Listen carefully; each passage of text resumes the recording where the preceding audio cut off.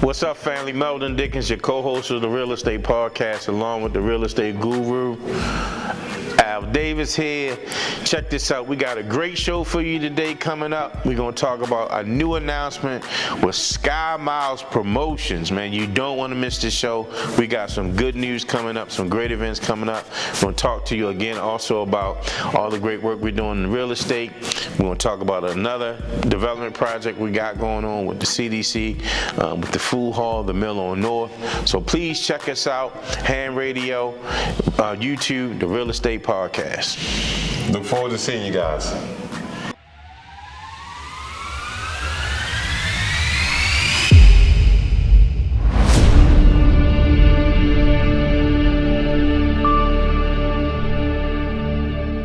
What's up, family? Welcome back to the latest edition of the Real Estate Podcast.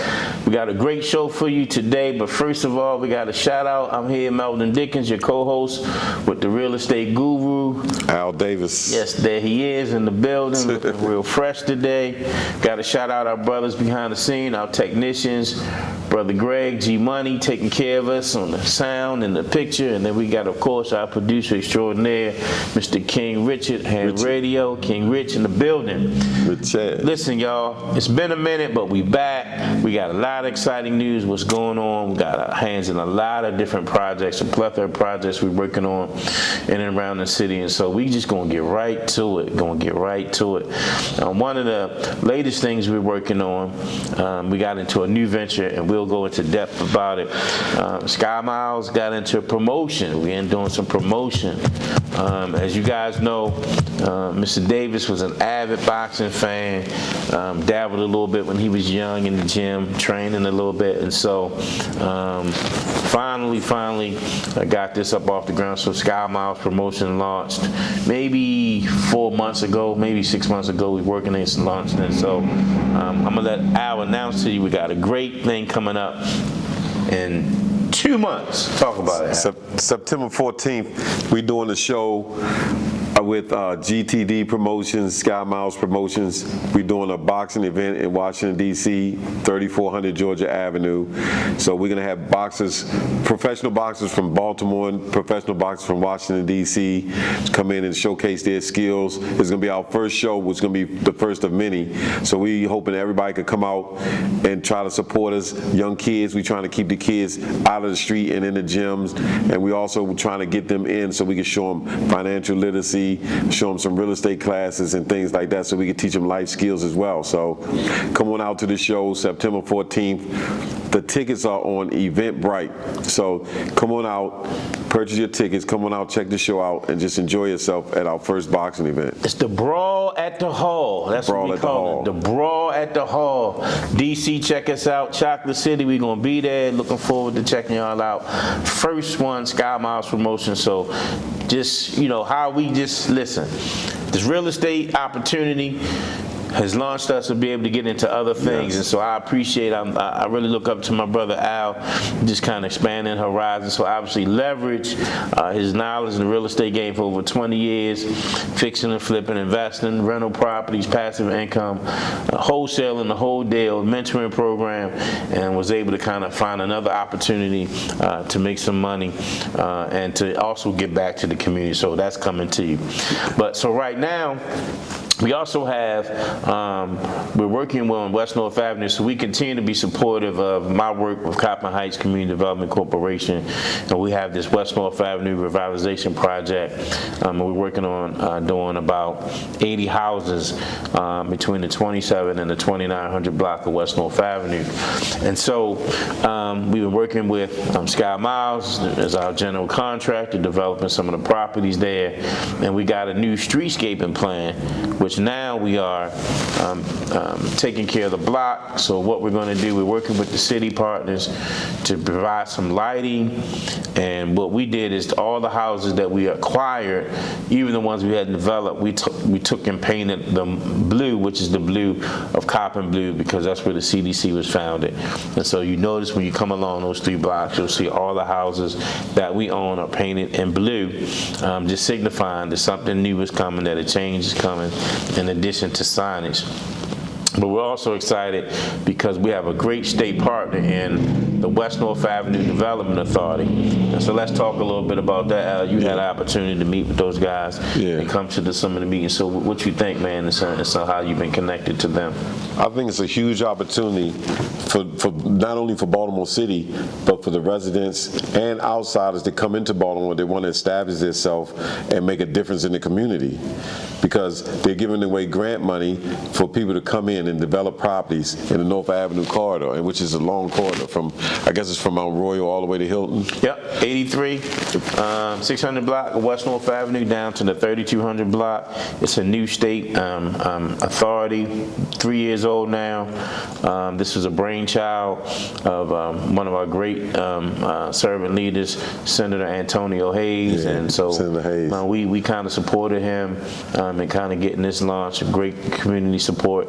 And they do some great work, man. They do a lot of work. They have a comprehensive plan. You can find it at WNADA.org. And they got a lot of money, man, millions of dollars that they're putting into to this corridor. They've already administered the first round. The second round, the grant application was just due last week, and then that funding will come out, and then there'll be multiple rounds. I think the first year they only were allocated about $2 million. The second year, $10 million. I think this current fiscal year they were allocated about $15 or $16 million from the state. And some of you know, I'm gonna tell you why this is a great opportunity even to get involved. We have a great governor who right now is interested particularly in CDC, so that's how I kind of get hopefully a shot in the arm. But he's really interested in this housing development thing and this affordable housing piece. So for those of you who want to invest and want to do good investment, want to do good development, I think this is an opportunity to get in and try to get some of those dollars to help build your capital stack and support your capital stack. And speaking of capital, I want to tell you about this part. Listen, we doing some stuff, man. So SkyMiles, lending, I know we talked about that on the last show, but now we into the lending, the private lending. So Al, you got to talk about the lending. You don't necessarily got to give away your trade secrets about the race, man, but just, so far, man, I think it's almost a year in with the lending. Doing well. So tell us a little bit about, man, some of the deals you got going and some of the clients you've been able to help. Talk a little bit about that, man. I mean, don't give anybody information. No, I'm giving everybody everything, man. Okay. So, first of all, Senator Antonio Hayes is doing a great job. Like, he's doing an excellent job with the building the community. So there's a lot of tie-ins with this. First of all, there's plenty of vacant properties that people can look for opportunities to acquire those vacant properties. We come across a lot of them, so if people want to reach out to us, we're more than happy to give you some of the vacant properties or put you in touch with the vacant properties. You can also take that vacant property, go to WNADA and apply for grant funding to get your property acquired or renovated. Then you can come back to us if you want to borrow the money to renovate the property or the rest of the money to acquire the property. You can come back to us, we'll loan you the money to do that. And then if you need somebody, if you don't have confidence in a contractor, presently you can call us because we're contractors, so we'll be willing, more than happy and willing to help you renovate the property and get it to the position where you can sell it to a homeowner. And then the whole circle goes around and around. You're getting rid of blight, you're borrowing the money, you're recycling the money, you're improving the community, and you're giving it to a homeowner, so you're increasing home ownership in the neighborhood. So this is a great opportunity to spur development and growth in Baltimore City. Yeah. It happened in D.C.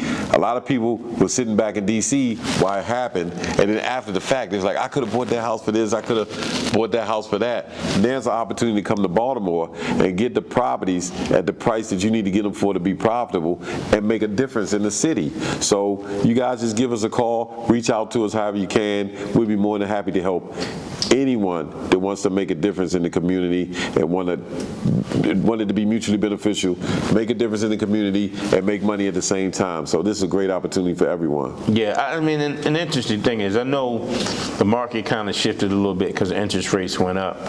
But I will say this, I would say if somebody came to me and asked me their honest opinion, now give me your honest opinion about developing right now, I would say, man, still buy. For sure. just to what you said, like what happened in D.C., what happened in Harlem, in New York, and other places. I know some people say, oh, the neighborhoods were gentrified, but in a way, I kind of want gentrification to happen. Let me say that before y'all call me and try to cancel the show. I want gentrification because I want those black professionals to come back into these communities, right? Those people of color. There's a lot of professionals that would love to move into the city, but I want them to come back. Yes. I don't necessarily want them or want people to come back. So we do development here without displacement, right? That's what we do with Coppin Heights CDC. But I do want like teachers and nurses to come back. Once upon a time, North Avenue was the dividing line for rich people and white and black, and so there was a lot of affluent black people. When I would say affluent, your teachers, maybe your professionals downtown that lived in North Avenue, right. And so what I'm saying is we want those folks to come back. 70s, 80s, a lot of those folks kind of did the flight to the suburbs, and obviously because a lot of the funding, the schools, and all those things changed. But I think it'd be a great opportunity for people to come. When I always think about DC, but in the 80s, so I know that might be in some cases 40 years ago, right. But it looked just like West North Avenue, Pennsylvania Avenue, in some cases worse. I know you being a Washingtonian, you can definitely attest to that. Oh, for sure. And now, when I get investor lists, they send me stuff for $300,000 or $400,000 that needs a total rehab, right. But then it's worth $700,000, $800,000 in DC or more. Yeah. So I just want to impress on people not to sit idly by, because when the times pass and you look back and you say you could have bought this property for that, or you could have had this or that, but you didn't make a move, and then you see everybody else prospering when you had an opportunity. So there's no need not to take advantage of this, because like we just told you, we got access to funding. So if you need money to buy the house, we can help you with that. If you can't find a house, if you can't find a good deal, we can help you with that. We have those. How important is credit in that determining if somebody can get involved? Is credit an issue? No, not when you're dealing with this in development and wholesaling and stuff. Credit really doesn't play an issue. Of course, you're going to have good enough credit if you want to keep the property and refinance it and rent it out. But if you're going to flip the property to another homeowner after you buy it and fix it up, when we loan the money, we don't put a big emphasis on credit. We put emphasis on experience, or if you're going to partner with someone with experience, and the value of the house, the equity in the house. So if you get in a house for $50,000 and it's worth $250 once you fix it up, you're not going to have any issue at all borrowing the money. So the credit's not as important as people think it is. If you just find a good deal, or if you partner with someone who has good credit, or you partner with someone who has the experience, then credit really. When I was borrowing money, I don't think they pulled my credit in the last 10 years, because it doesn't make a big difference if you got a good deal. Got a question I'm going to ask you, Al, about that, the whole credit piece. What kind of, I know it could vary, but what's your average of what somebody's bringing to the table in terms of a deal? So if I'm doing a deal, I got an acquisition cost, say, of $50,000, $75,000. Okay. And then let's say my renovation is going to be another $100,000, $120,000. Say what's my so in that deal, even though my property may still be worth $250,000, so I got some margin there. Yeah. What do we need to come to the table with? So you saying you're going to be in it for about $170,000? You buying it for $50,000, $60,000 and putting $120,000 in it? Yeah. You're going to be in it for like $170,000. A lot of instances, we could do the loan at 20% of the acquisition. So if you're buying it for $60,000, so 20% of 60 is $12,000. Mm-hmm. So if you put $12,000 down, we'll give you the rest of the money to acquire the property and 100% of the money to renovate the property. So on certain instances, we could do deals like that. So you could borrow $12,000 from somebody that you know in your family or whatever. Take the 12, put it down. We'll give you the other $48,000 to acquire it, and then 100% of the money to fix it up. You fix the property up, pay us the loan back, sell the property to a homeowner. So you've done three things.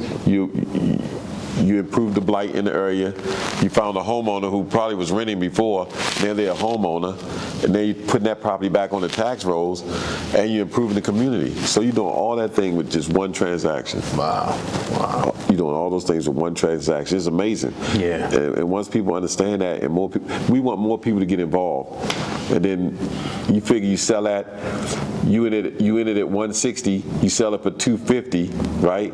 That's $90,000. So you can take that 90 and do some of the things you always want to do with it, or put it back into another property and maybe make another 90. Now you got $180,000 on 2 deals.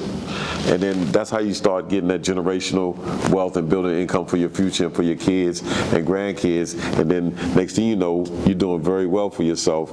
And it all started with one house. So it's a great opportunity. So that's why we want people to start buying properties.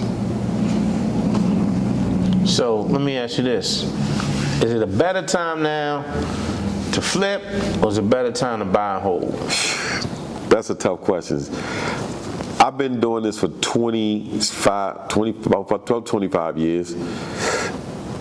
And the way I got ahead is because I built up my rental portfolio, right? So when BB&T, bank used to be called BB&T back then. When he came and he looked at all my rentals and the income that was coming in, I had like 47 rentals. The properties was worth like almost $6 million, but I only owed $2 million on it. So they give me, as long as you got asset and income, you're not a bigger risk to the bank. So I would encourage anyone that's just starting, maybe to start trying to build a rental portfolio so that you can have assets and income. And once you got assets and income, you look better to the banks. Whereas you can buy a property, fix it up, flip it, and sell it, make $50,000. Well, $50,000 can go in like a week. I mean, I spent $50,000 just today. So I would much rather have that rental property where I have an income stream coming in on a regular basis. So I would encourage people to do that. You pay $50 on the outfit, you looking right fresh, my brother. Oh, thanks, man. I try and look the part because I'm with y'all. Yeah, so it's interesting because a lot of people been kind of sour because they don't want to deal with tenants, right? Yes. And I understand. And I've been preaching to people, hey, I've been putting this bug in your ear. Let's start a property management company, right. And I frown on it. Against it, but how do we get around that, man? Because say, for instance, so right now, I'm using myself as an example. I have some use, but I work. Right. So I work, and so it's hard to try to work a 9 to 5, and actually I don't have a traditional 9 to 5. Right, you don't.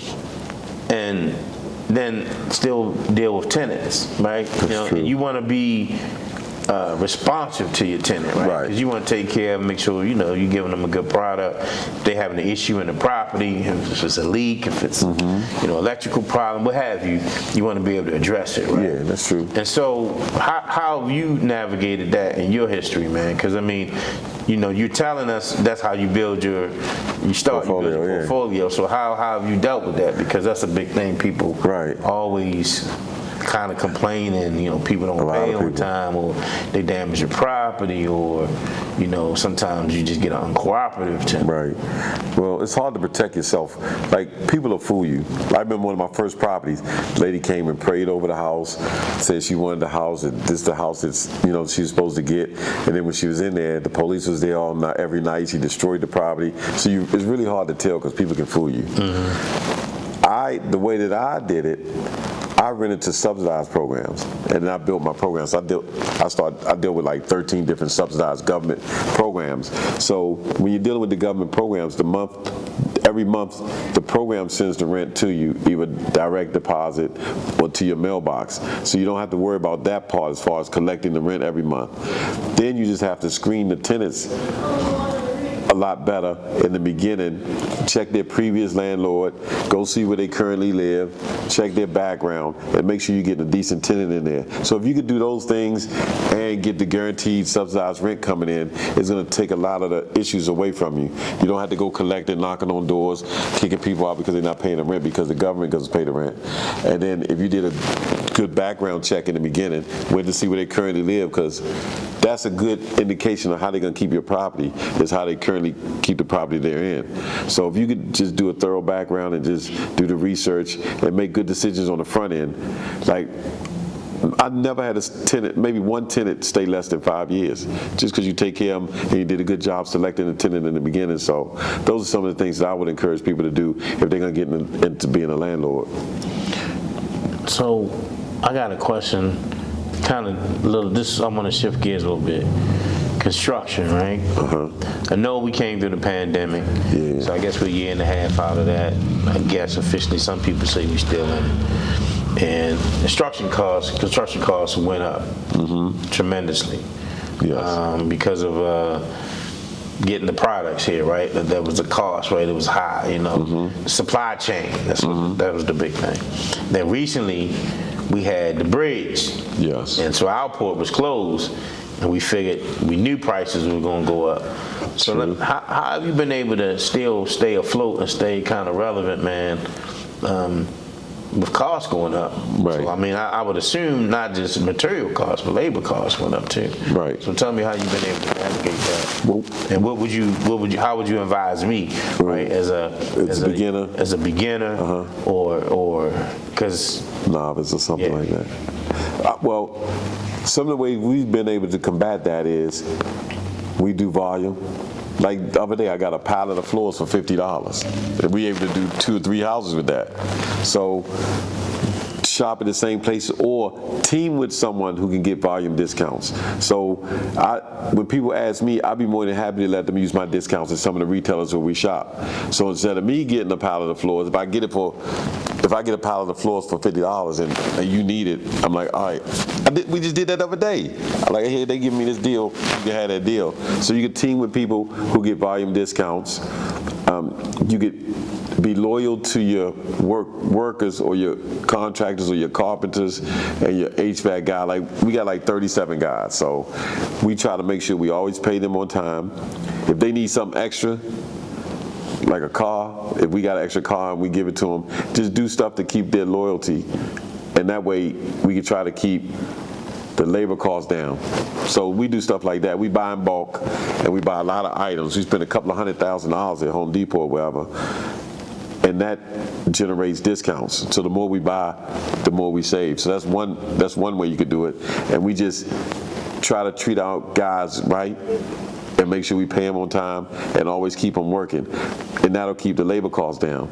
So those are some of the things that we do. So if I'm buying in bulk, so okay, I'm a newbie, right?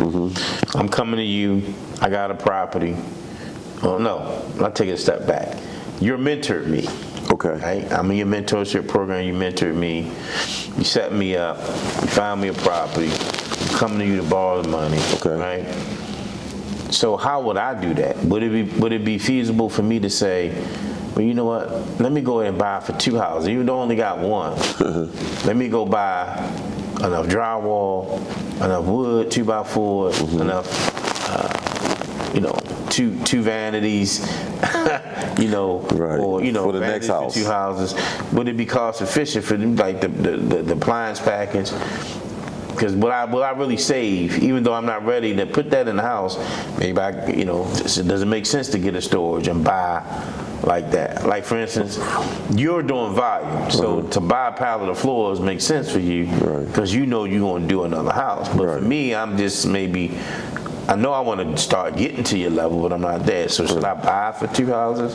Does it make sense to do that? Well, it's all dependent on what you can get that item for. Like, I went to the store the other day and they had a vanity for $69. It was regularly $399. So I had to buy it. I don't need it right now, but at $60 for a $399 vanity, you got to buy it and find a place to keep it. And then the floors we bought the other day, we had to put them in another house because we was finishing the house. So we put the floors in the pallet of floors in another house because we know we're going to need them eventually. So if you get good deals like that, I would say go ahead and buy them and stash them somewhere. Buy a small storage unit. I wouldn't recommend anyone to get to my capacity. Like, you see my storage unit, it's capacitized or whatever the word is. It's full to capacity. You can't even move in there. It's like it's enough to fix up 3 houses without going to Home Depot, as long as I get it organized. But yeah, if you see good deals, just grab it and set it to the side somewhere in your back. Like I put all them tiles in my backyard. I had so many tiles, I didn't have nobody to store them. I just put them in my backyard. and then we use them as sparingly as we need them in each house. So, yeah, if you see good deals, just grab them, always. Now, is that really cost efficient now? I guess the question I'm asking, if I buy some tile today, is that tile I can still use a year from now or 2 years from now? Yes. 6 months from now? Yes. Or the trends, because they're coming out with kinds of new stuff. I guess the question I'm asking is, it's sort of like, if you buy, when they come up with the latest iPhone, say 15, I don't know which iPhone is out, but they're already making 16, 17, right. 18. So everybody jumps on 15 and spends all that money, the top dollar, right? It's $1,500 for the 15 and we paying it. But really, they already got technology too. So does it work that way with construction? Like, should we, or? I would say it worked that way. I bought about 12 to 15 pallets of flooring, tiles. I think I didn't pay over $350, $400 for like 12, 15 pallets. So I had to buy them. I didn't have anywhere to put them. I just put them in my backyard. But tiles don't spoil. It rained on them and stuff like that. But now I'm almost to the end of them. So I've done maybe 17 houses with all those tiles and stuff. It's crazy, maybe more. So think how much money I saved on all the tiling in all those bathrooms, tiling the kitchen floors, doing the tiling the tub surrounds, tiling the basement floors. Yeah, so it saved me a whole lot of money doing those houses because I had an opportunity to buy stuff super cheap. I purchased it, found a place to put it, and it benefited me in the long run. Now I'm almost finished all the tiles. I probably got about a pallet left at the most. So right now, man, how many houses you working on? We working on 2910. We working on 1425 Darley. We working on 1618. We working on 3903. We working on 3106. Can you think we're working at 958? We working on 4042. Can you think anything else? That's 7 properties right there. Yeah, Emerson Avenue. We got that, 3903. So Madison Park, yeah, St. we got Paul. that. Oh, in St. Paul. So that's 8 properties we working on right now. So you figure we working on 8 properties right now. We got 37 guys. So we keep our crew working. That's building loyalty with the crew because they keeping money in their pocket. We improving the blight. So all those properties that was vacant, not going to be vacant anymore. Hopefully there's going to be a homeowner in it. We just put the one up here, we just marked the price down on this one up here. So now hopefully a homeowner will buy that one. So that's putting that property back on the tax roll. Hopefully it'll be a new homeowner. They got a brand new home for the first time. They're going to be excited. So it's going to spur a lot of things. And it's going to spur the economy in Baltimore. As this street gets fixed up and the houses become newer and newer and the new people, it's going to be generational, I think. Yeah. It's going to be a great opportunity for everybody. Yeah. The people that's selling the house are going to make the money. The people that's getting the house, they're probably going to have equity in the house. So next year and the year after, the value's going to go up, so they're going to get equity, so they can touch the equity in the future. The streets are going to look better. The grass is going to be cut. The trash is not going to be in the yards anymore. So it's going to be a great opportunity for a lot of people. And I met with a brother. I think he was telling me, thank God he bought a house in D.C. and just like a regular 2-story townhouse. He said thank God. He said the property already tripled. The value already tripled. That's crazy. Now that's what I'm talking like about. 10, 12 years ago, 15 years ago, something like that. He said the property's already tripled. So I mean, I would say real estate is the way to go. I know a lot of people want cash, but one of the things I think about cash is easy to take it out and spend it. So I don't know. I think I might rather have $250,000 cash and maybe have $200,000 or $300,000 or more in real estate, right? But real estate is cash, Mel. Well, yeah, because you can go through. Yeah, you go to the bank, refinance, pull it out, do a home equity line of credit, or if you refinance it, pull that money out. You got the money to do whatever you want with it. Yeah. So, I look at. I don't think people look at it like that. They need to. You need to look at. I think smaller people, when I say smaller, folks like myself that are just investing and may have a few units, right? Or really just looking to get started. Okay, I got some extra cash. I want to create some passive income. Should look at it that way. Exactly. Because, and I met some people who make a lot of money, right? A lot of cash, businesses that a lot of cash. And then one a friend of mine said, hey, I pay my bills every month. I had $25,000. And I said, okay, that's not.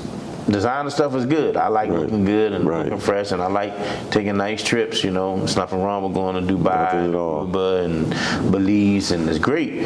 But I'm like, right now, Baltimore, buy your property. Exactly. If you had 25,000, yes. Yes, just 3 or 4 shelves, easy. Yes. And if you're not ready to develop them, and you don't know what to do, I'm advising people sit on them. Sit on them. Sit on them.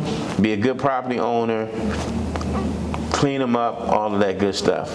Yeah. I'm getting the signal, man, that we wrapping up. All right. Well, let me just say this. If you have a property and you bought it for $50,000 and you put $50,000 in work in it to fix it up, you're in it for $100,000. If that property is worth $200,000, you got $100,000. You could sell that property tomorrow for $200,000, put $100,000 in, pay the $100,000 loan off, put the $100,000 in your pocket, or refinance it and pull more money than you already in it, pull it out, and that money in your pocket also. So real estate is cash to me. Property is cash to me. So yeah. I want people to understand that. I've seen some people kind of get to a point, they sell off, and then I've seen somebody sell a lot of their portfolio and then start a whole new one. Yeah, I've done that. Yeah. A lot, yeah. So why would you, just curious to ask you, why would you do that? Why would you, if you got a portfolio, just say 10 houses, why would you sell half of them only just to go back up to say 15 houses? Right, because I'm doing it. I'm just doing flips now, but I'm doing it because I've been doing it for 25 years, and I want to get into other stuff like the boxing. I'm really excited about the boxing. I want to do more stuff like that, and I just want to travel because I really haven't taken many breaks in 25 years. So I just sell off my properties, and they're good properties, so they're gonna do good for the next person, like they did good for me. So that's why I sell off my portfolio. Yeah. Well, I guess. Do you have, is there like a formula why somebody would do that? You just saying you did it for that reason? Yeah, people had different reasons. Maybe your kids going to college and you want to sell off a couple of them to pay the tuition to the college. Anything like that. Maybe you and your wife want to take a vacation and you say sell a property off, sell it, make $100,000. You could travel around the world and see some different places. So people had different reasons for it. Yeah. All right, well, we're going to wrap up, man. So listen, thank you guys for tuning in.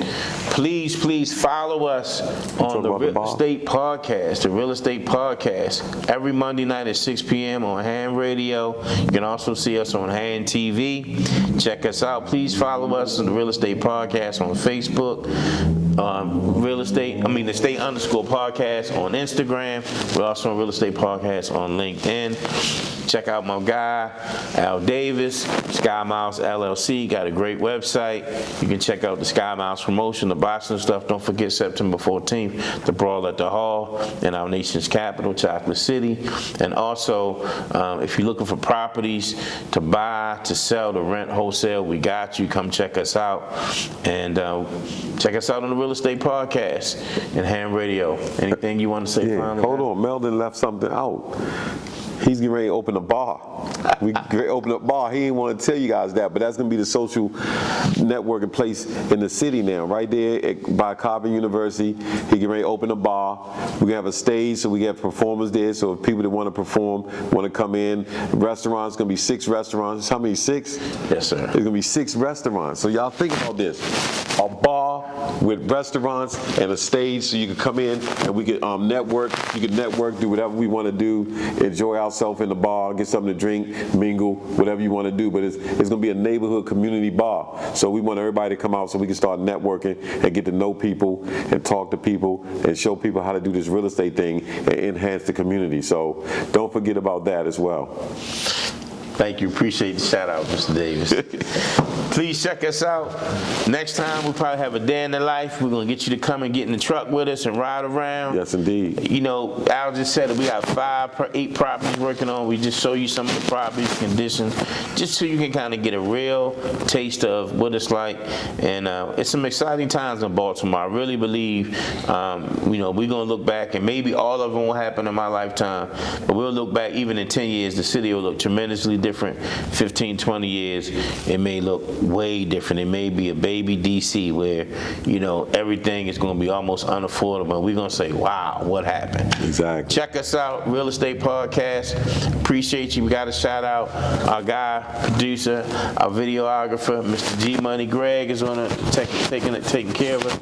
Then our producer extraordinaire, Mr. King Rich, Ham Radio. We out. Thanks, everyone.